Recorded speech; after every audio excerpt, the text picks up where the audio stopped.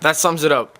As you can see, it's a very bright day here, but it was a gloomy one for the Noble family, as their beloved MacDonald was a victim to the Bloor Viaduct Bridge, when he tragically came off the bus and fell over the railing. Thank you. Shepard Smith here. Back to you, Jeff.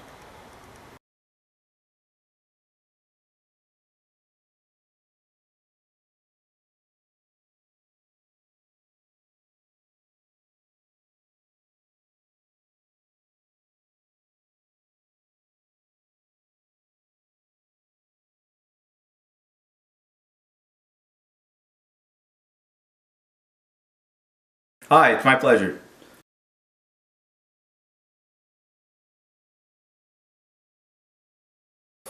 Well, generally speaking, I can describe myself as a self-made theater magnate, but I guess most people know me nowadays because of my unanticipated disappearance.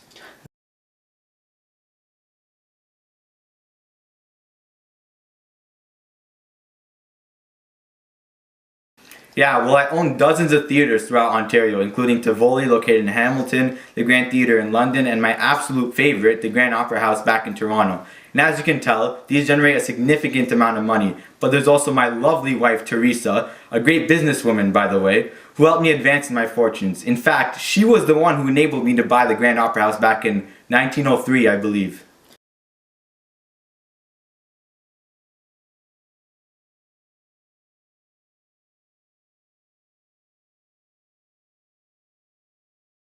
No, next question.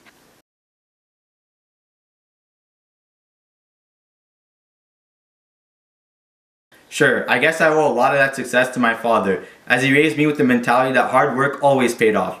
That's really when I learned to develop what I'd like to call a great work ethic. That said, my start in theater business began back in 1884 when I had worked in the Grand Opera House next door to my dad's hotel.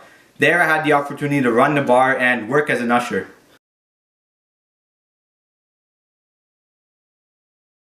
Well, I wouldn't necessarily put it that way. Not all my money was what you'd call hard earned. At the time, I used to participate in horse race gambling, and I'd say I was pretty good at it too. It wasn't the best paying, but it was the sort of thing I'd do to accumulate a little extra money on the side.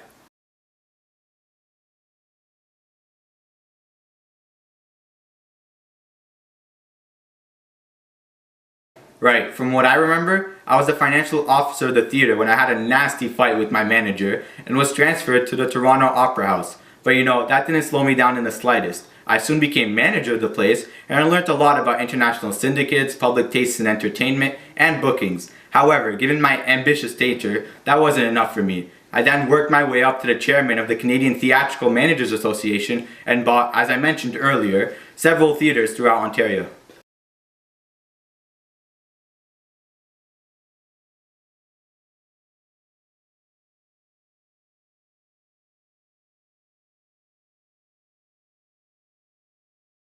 Well, Dottie was, of course, my assistant at the Toronto Grand. He worked with me for many years, and I guess he just found me too greedy and cheap, but it is what it is. His hate only got him arrested.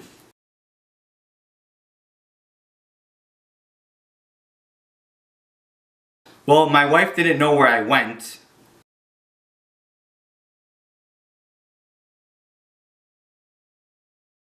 Well, actually, it's really simple. So after I withdrew my $1.7 million,